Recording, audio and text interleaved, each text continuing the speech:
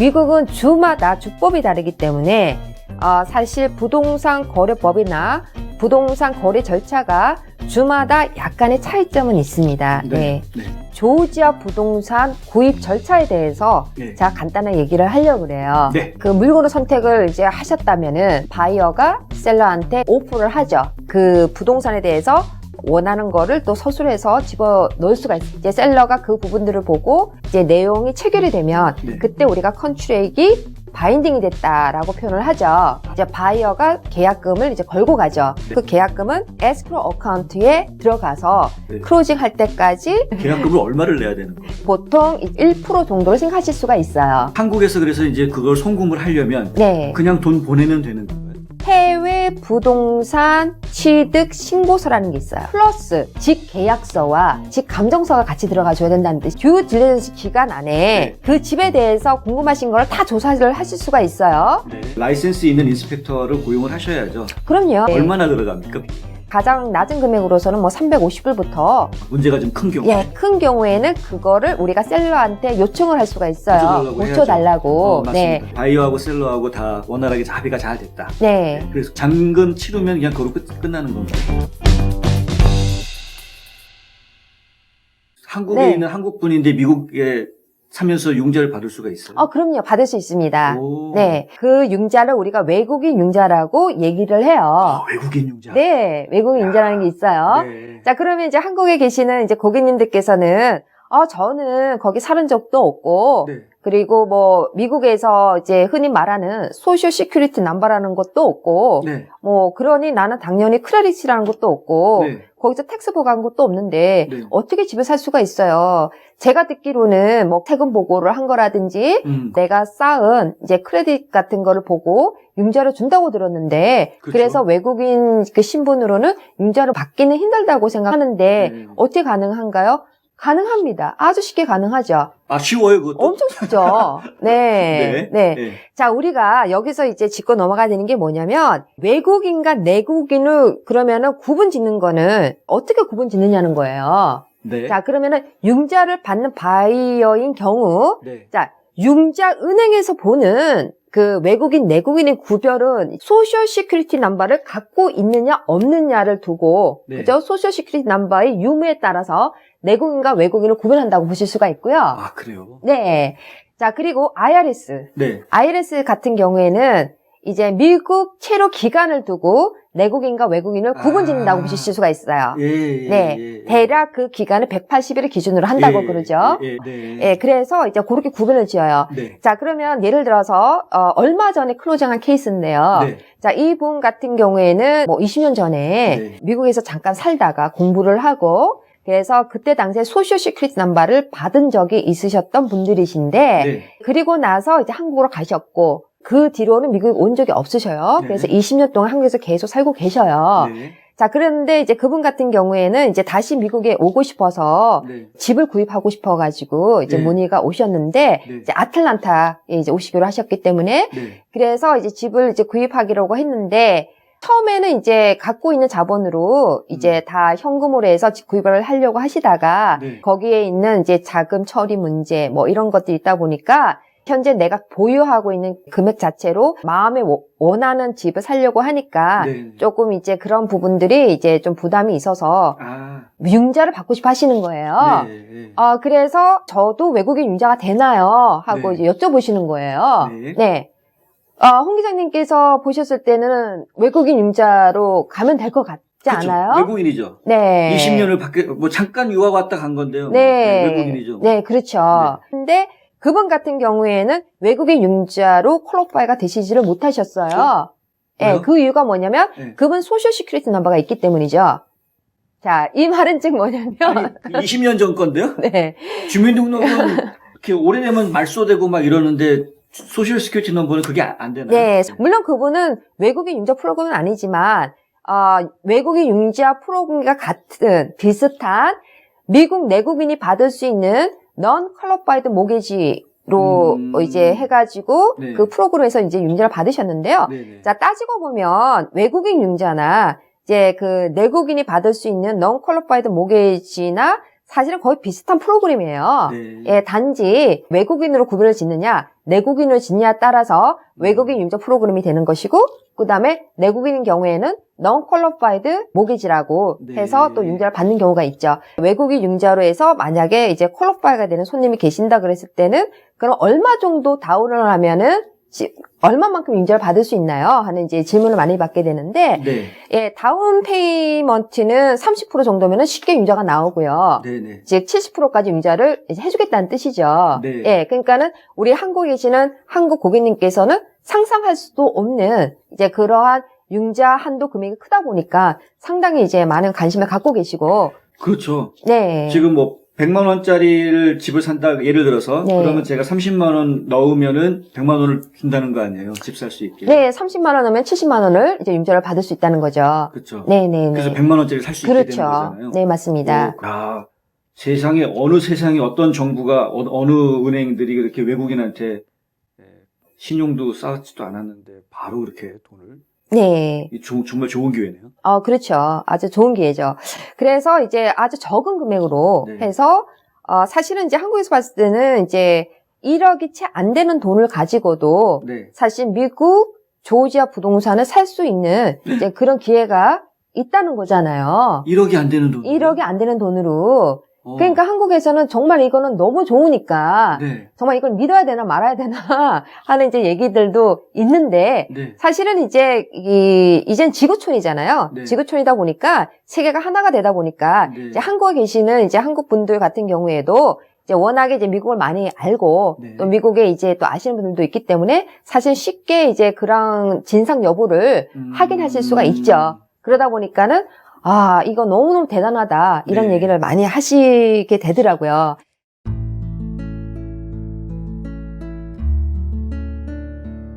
안녕하세요. 이상회계법인의 이상엽입니다. 30년 동안 아틀란타 한인사회에 봉사한 역사와 경험을 바탕으로 여러분들의 세무 회계 관리와 재정 은퇴 계획을 상담해드리고 있습니다. 부자 되세요.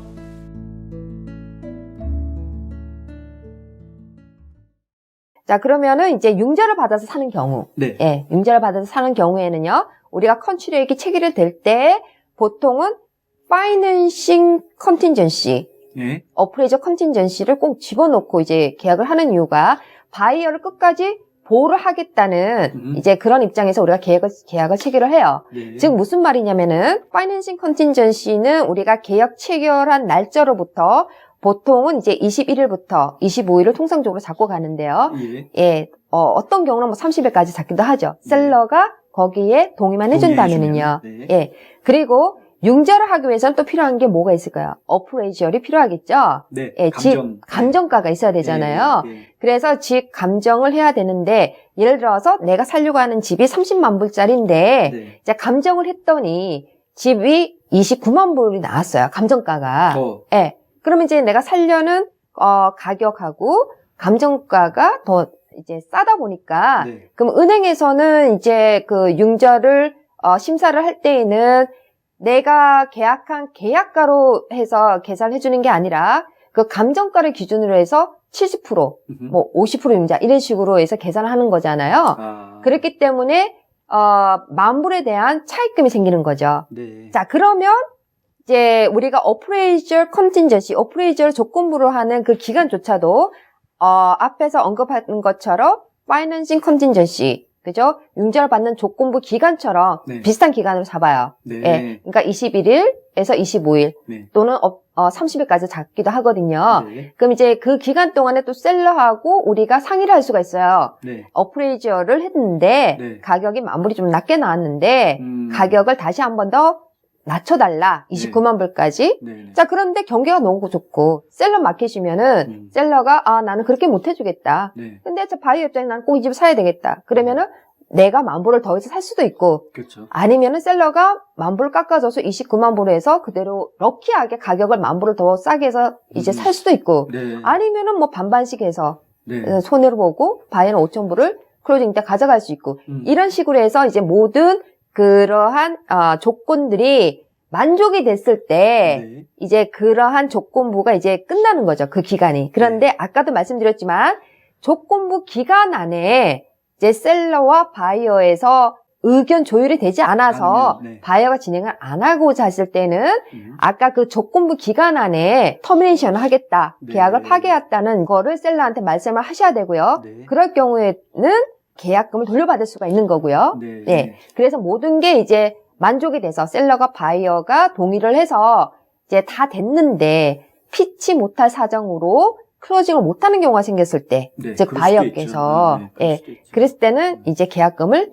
이제 못 받게 되고 그 네. 계약금은 셀러한테 가게 되는 거죠. 네. 예, 그 데미지에 대한 컴펜세이션으로 이제 간다고 이제 보실 수가 있는데, 그렇죠. 네. 그렇게 이제 되기 때문에, 자, 바이어 입장에서는 사실 프로텍션, 우리가 보호를 받고 가는 부분들이 많기 때문에, 그 계약금을 이제 송금하는 그 경우에라도, 특별히 뭐 어떤 그 걱정이나 뭐 긴장을 가질 필요는 없다는 이제 생각을 하고 있고요. 예. 예, 그렇게 해서 이제 마지막 단계에 이제 클로징이 이제 정해지잖아요. 네. 클로징 데이트도 우리가 처음에 오퍼를 넣었을 때 셀러하고 바이어가 동의한 그 날짜에 우리가 클로징을 하기로 되어 있어서 그 해외 부동산 취득 신고서를 이제 작성을 하셔야 되는데, 자, 클로징이 이제 이루어질 때 우리가 잔금을 치른다 그러잖아요. 네네네. 예. 그러면은 해외 부동산 취득 신고서는 마지막 돈이 송금이 된 날짜를 기준으로 해서 3개월 내로 신고를 하셔야 된다는 거죠. 아, 또 해야 되는 거예요? 예. 계약금 보낼 때 한 번 송금. 네. 예. 그다음에 이제 클로징 할 때 클로징 할 때. 잔금을 치를 때 송금을 하잖아요. 네. 그런데 신고를 하는 거는 네. 이제 따로따로 하셔도 되지만은 한꺼번에 하셔도 상관은 없어요. 아. 왜냐하면은 잔금을 치르는 날이 마지막 날이니까, 마지막 송금 날이잖아요. 네, 네, 네. 그 마지막 송금 날을 기준으로 해서 3개월 안에만 하시면 된다는 거죠. 네. 네, 이제 그렇게 되는 거예요. 네. 보통은 계약하고 나서 클로징 하기까지 일반적으로는 한 달 정도 시간 안에 거의 다 되잖아요. 예, 보통 이제 한 달이면 되고요. 네. 또 좀 더 넉넉하게 가셔야 되겠다고 생각하시는 분들, 그러면 한 45일 정도면 되는데요. 45일. 네, 이제 네. 그런 식으로 이제 가셔야 되는데, 여기서 중요한 거를 말씀드리면요. 네. 그럼 이제 그렇게 해서 집을 샀을 경우에는 보유를 하실 거 아니에요. 그 집을 이제 그 사고 집을 계속, 나서 그렇죠. 네. 뭐 거주를 하신다든지 임대를 네. 하신다든지, 네. 예, 그럴 경우에는 2년에 한 번씩 또 보고를 하셔야 되고요. 네. 네네. 2년에 한 번씩. 예. 그리고 나서 이제 내가 이 집을 이제 보유를 계속 하다가 이제 5년이 지났어요. 네. 그럼 나는 이 집을 팔고 싶어요. 예. 그러면 이제 팔았을 때는 마지막 판 날짜를 기준으로 해서 또 3개월 내에 보고를 하셔야 된다는 거거든요. 네네. 그러면 팔았을 때도 보고를 해야 되고 네, 살 때도 그렇죠. 보고를 해야 이제 되죠. 매각을 했으니까 예. 거기에 대해서 내가 어떤 차익금이 생겼을 때, 네. 그죠? 다시 한국에 그 돈을 이제 가져가 가는 경우, 네. 또는 이제 나중에 우리가 또 시리즈로 이제 이 부분에 대해서 얘기를 하겠지만, 계속적으로 임대 소득을 발생을 하는 투자로 계속에 전환됐을 때에는 네. 또 다른 방법들이 있죠. 미국에서 할 수 있는. 네. 그런데 이제 일반적으로 제가 말씀드리는 거는 해외 부동산 취득 신고서에 관해서 이제 설명을 드리는 거고요. 네. 저희가 이제 집을 사가지고 네. 클로징을 해서 내가 살면 뭐 일이 별로 어려울 것 같진 않은데 임대를 해주겠다. 네. 그럼 거기서 돈을 버는 거잖아요. 네.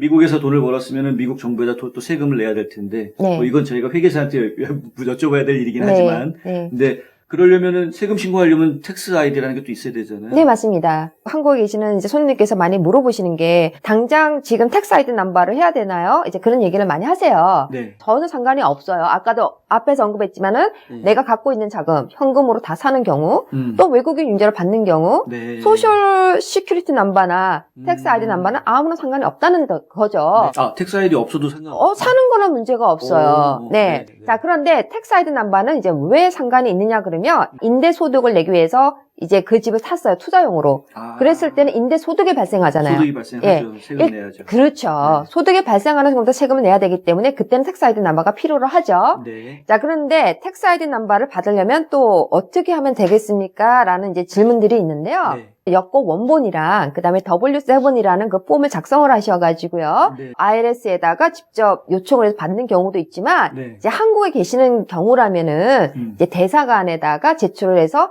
받는 경우가 생길 수가 있는데 그럴 경우에는 보통 2, 3개월 정도가 걸릴 수가 있어요. 한국에 있는 미국 대사관이요? 예, 한국에 있는 미국 대사관에다가 이제 신청을 이제 할 수가 있는데 네네. 가장 간단하게 하시려면 네. 그 미국에 있는 그 회계사님한테 부탁을 하시면 네. 이제 그러한 어떤 기간이나 네. 조금 복잡한 면을 이제 덜 수가 있는 거겠죠. 네, 네. 뭐든지 하여간 전문가들한테 다 맡기시는 게? 예, 이제 그렇게 되어 네. 있습니다. 이제 텍스 아이디가 필요한 경우는 이제 임대 소득이 발생했을 경우, 그 다음에 그 집을 매각했을 경우, 팔았을 경우, 네. 팔 때도 소득이 발생을 하니까. 그렇죠. 양도소득세인가 뭐 내야 되죠. 그 부분은 이제 부동산 관련 세금 부분야에서 또 제가 설명드리겠지만은 네. non-Georgia resident withholding tax라는 게 또 있어요. 제가 예전에 한번 이상엽 회계사님이랑 하면서 그 네. 얘기를 들었던 것 같아요. 네. 예, 이제 그런 부분들은 이제 나중에 설명을 드릴 거고요. 이제 네. 그런 부분들이 있죠. 네. 내가 만약에 나는 이거를 거주 목적으로 샀어요. 샀는데 이제 팔고 싶어요. 그러면은 팔려고 하는 그 시점을 기준으로 해서 텍스 아이디 넘버를 빨리 신청하시는 게 좋고요. 네. 왜냐하면 그게 이제 2, 3개월 정도 걸리니까. 그러면. 그리고 나는 이 집을 사자마자 빨리 임대를 두고 싶어. 임대 수익을 받고 싶으니까. 네. 그러면은 이제 클로징을 하자마자 이제 텍스 아이디 신청하면 또 기간이 있으니까는 조금 느릴 수가 있기 때문에 네. 이제 그거를 충분히 상의를 하셔가지고 네. 기간에 맞춰서 적절한 그 이제 타임프레임을 타이밍을. 보고 네. 이제 준비를 하시는 게 좋다는 뜻이죠. 야, 순수하게 오셔서 여기서 사실 목적이 아니시라면 혹은 이거를 부풀려가지고 나중에 파실 목적이 있으시다면은 그러면은 텍스 아이디가 필요하실 텐데 그렇죠. 전문가한테 맡기십시오. 네, 그래서 이제 그런 경우를 저희랑 상담을 하시면 이제 케이스 바이 케이스로 다 알려드리죠. 왜냐면은 다 케이스가 다르거든요. 그렇죠. 네, 맞습니다. 그래서 이제 그런 부분들은 이제 저희한테 상담을 하시면 저희가 아주 간단하고 명료하게 그렇게 이제 말씀을 드릴 수가 있을 겁니다. 네. 자, 그리고 이제 마지막에 있어서 이제 드디어 클로징 날짜가 돼서 이제 클로징 가게 됐어요. 네. 네. 그럼 이제 클로징에 가셔가지고 이제 뭐 이미 송금한 돈이 있으니까는 잔금을 치르고 네. 그다음에 이제 집 문서를 받게 되시잖아요. 네. 바이어께서. 네. 그러면은 내가 사는 그 집이 속해 있는 카운티, 네. 카운티에 가서 이제 등기가 되고 네. 이제 그것이 원본이 집주인, 그러니까 바이어죠. 네. 바이어한테 전달되기까지가 보통 30일에서 한 45일이 걸리는데 네. 요즘에는 일렉트로닉으로 네. 이제 많이들 하시기 때문에 네. 그 소요 시간이 굉장히 짧아졌죠. 금방 해서 이제 집 문서가 이제 등기가 되고 네. 이제 그걸 이제 받으실 수가 있다는 거거든요. 네. 학비 때문에 원하는 대학을 포기하신다고요? 장학금이나 학자금 재정 보조를 자녀에게 모두 맡기셨다고요? 아니요, 그러시면 안 되죠. 명쾌하고 유익한 정보를 드린 리차드 명 AGM 대표가 속 시원하게 도와드립니다. AGM은 미국 2,900여 개 대학의 재정 보조 관련 데이터베이스를 기초한 실시간 분석 시스템과 자체 개발한 고객 관리 시스템을 활용하여 대학 학자금 부담을 덜어드립니다. 지금 전화하셔서 상담 받으세요. 877-212-0011 877-212-0011 조지아주에 계시는 분들은 뭐 상관은 별로 없는데 조지아주에 계시는 분들이라도 피치 못하게 그 시간대에 내가 내 비즈니스라든지 일 때문에 출장 때문에 네. 클로징 참석을 못하는 경우 또는 이제 타주에 계시는 분들이 또 불가피하게 못 노는 경우 클로징 할 때 현장이 있어야 돼요? 네, 그래서 제가 말씀드리는 거예요. 근데 이제 특히 한국에 계시는 분들은 네. 더 이상 클로징 때문에 또 올 수가 없으니까 그렇죠. 네. 그럴 경우에는 클로징에 안 계셔도 클로징이 집행이 가능합니다. 네. 그거는 파워 오브 어토니 위임장. 네, 위임장으로 이제 네. 가능하죠. 네. 네, 그러면은 클로징을 집행하는 그 변호사님 쪽에서 그 파워 오브 어토니 위임장을 이메일로 보내면 네. 이제 바이어께서 그걸 프린트아웃 하셔가지고 공증하는 데 가서 공증인 앞에서 이제 사인을 하시고 공증을 받아서 그 오리지널을 네. 변호사님 사무실로 이제 보내주시면 그거를 가지고 이제 위임을 받는 조지아에 거주하는 사람이 대신해서 사인을 하실 수가 있어요. 네. 합법적으로요. 네. 자, 그런데 이제 한국에 계시는 분들인 경우 이제 미국 대사관에 가셔서 공증을 받으실 수가 있어요. 공증은 그냥 아무 데서나 받으면 되는 거 아니에요? 미국에 있는 집을 사다 보니까는 네. 아무래도 이제 정부 기관이나 이제 미국에서 인증이 되는 그런 기관에서 공증을 받는 것을 인정을 한다는 거죠. 그래서 이제 미국 대사관에서 미국 대사관으로? 가서 이제 아니, 공증을 받는 서울에 사시는 있습니다. 분은 편하지만 네. 어디 저 지방에 계시는 분들은 네. 서울까지 올라와야 되는 거 아니에요? 그러면 물론 그렇죠. 이제 그런 경우는 있는데 지금 이제 그게 정석으로 가고 있는 패턴이고요. 어떤 경우에는 한국에 있는 미국 대사관 스케줄을 보면은 빨리 안 되는 경우가 있어요. 파워업 어토니가. 그러면은 뭐 어쩔 땐 30일을 기다려야 된다든지. 그러면 이제 클로징 날짜를 맞출 수가 없는 경우가 생기잖아요. 네네. 그래서 그것도 사전에 이제 얼마 정도 걸리는지를 알아봐야 되고요. 네. 예전에는 상당히 빠른 시간에 가서 곧바로 이제 하는 경우가 있었는데 네네. 아마 이제 그것도 이제 지역의 나라에 따라서 지역에 따라서 그런 그 기간이 좀 차이가 있는 걸로 알고 있어요. 그렇죠. 미국 예. 대사관 뭐 워낙 민원이 많으니까 바쁘니까요. 알겠습니다. 네네. 네. 우리 조지아주에 네. 이제 그 워낙에 인구 유입이 많다 보니까 저희 손님들도 보면은 거의 한 이제 30-40%가 타주 분들이세요. 많이 오세요. 저기 예, 추운 데서도 많이 오시고. 오고 네. 이 동남부 지역에서도 많이 오고 네. 미국인들도 많이 오고 자연재해가 많으니까 딴 맞아요, 데서 맞아요, 뭐 플로리다 맞아요. 뭐 네. 루지애나 이런 데서 많이 오는데 네. 주마다 클로징하는 그런 과정이 약간 틀린 부분이 있기 때문에 제가 말씀을 드리는 건데요. 네. 자, 뉴욕에 계시는 분들 같은 경우에는 바이어 변호사, 셀러 변호사가 있기 때문에 네. 그 바이어 변호사, 셀러 변호사가 이제 클로징을 준비해 가면서 이제 클로징이 집행이 되는 이제 그런 경우거든요. 네. 그리고 캘리포니아 같은 경우에는 에스크로우 컴퍼니에서 이제 클로징은 집행을 하는 거고 네네. 조지아 스테이트는 조지아주는 네. 클로징 변호사가 클로징 집행을 하는데 네. 뭐 셀러 변호사, 바이어 변호사 이제 그런 거 없이 없이. 한 분의 클로징 변호사 집행을 하는데 네. 그거는 셀러도 바이어를 대신하지 않고 대표하지 않고 이제 바이어가 융자가 있는 경우에는 융자를 주는 그 은행 렌더라 그러죠. 네네. 렌더를 대신해서 클로징 집행한다고 보시면 되고 네. 바이어가 이제 갖고 있는 현금으로 지불을 하는 경우에는 그 변호사는 셀러 변호사, 바이어 변호사, 그러니까 셀러도 바이어 대표하지 않고 중립적인 관계에서 중립적으로. 이제 클로징 집행을 한다고 보실 수는 있어요. 네. 자, 여기에서 또 네. 약간의 익셉션은 있습니다. 근데 네. 여기서는 다루지 않겠습니다. 네네. 그래서 보통 이제 그런 차이점이 있습니다. 미국에 계시는 분들은 이제 그런 부분들을 얘기를 하면 쉽게 이해가 되는데 네. 이제 한국에 계시는 우리 고객님들 같은 경우 네. 내가 이제까지 봤을 때는 에스크로우 회사에서 하는데 이거 정말 믿을 수 있는 거야? 이 말이 맞는가? 약간 이제 그 혼란이 있을 있을 수가 있어요. 그래서 네. 제가 이 설명을 드리는 거고요. 네. 그리고 이제 주마다 약간의 차이가 있듯이 조지아 지역은 이제 시큐리티 디드, 네. 그죠? 그 다음에 이제 뉴욕은 모게이지, 네. 그 다음에 캘리포니아는 트러스트 디드 이런 식으로 해서 주마다 그런 것들이 틀려요. 네. 그래서 이제 그런 부분들을 제가 지금 현재 조지아 부동산 구입 과정을 저희가 기준으로 해서 설명을 드린 거고요. 네. 거기에서 흔히 알고 계시는 뭐 캘리포니아나 뉴욕에서 이제 클로징하는 그 과정들을 알고 계시는 분들한테는 혼돈하지 마시고 네. 미국에서는 그 주마다의 차이가 있기 때문에 네. 클로징 변호사 한 분이 클로징을 집행한다고 해서 그것이 전혀 이상한 일이 아니라는 거를 네. 좀 알아주셨으면 해서 제가 오늘 특별히 이제 이런 말씀을 드리는 거예요. 저도 미국 네. 와가지고 처음 집 구할 때 네. 변호사 얘기가 나와서 네. 아니 내가 내 돈으로 집 사는데 변호사가 왜 필요해? 네. 그런 생각을 했었거든요. 네. 내가 주마다 다릅니다. 제가 한 가지 부연 설명을 해드리자면 조지아주의 부동산 중개인 라이센스가요.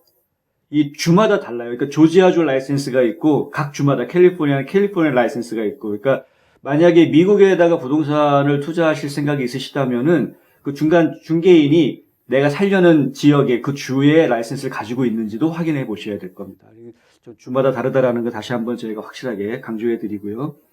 지금 머리가 아플라고 그래요. 그래요? 갑자기 너무 많은 얘기를 들어가지고. 네. 네. 저는 굉장히 간단하게 이제 설명을 드렸다고 생각하는데 처음 들으시는 분들은 네, 네. 상당히 이제 조금 이제 복잡해 하다고 생각할 수는 있겠지만 네. 제가 오늘 이 시간에 미국 조지아 부동산 구입 절차에 대해서 그 말씀을 드린 거는 네. 실질적으로 한국에 계시는 고객님들께서 질문하시는 거를 기준으로 해서 이 말씀을 드리는 거예요. 네. 네. 참 공부들을 많이 하고 계시더라는 거죠.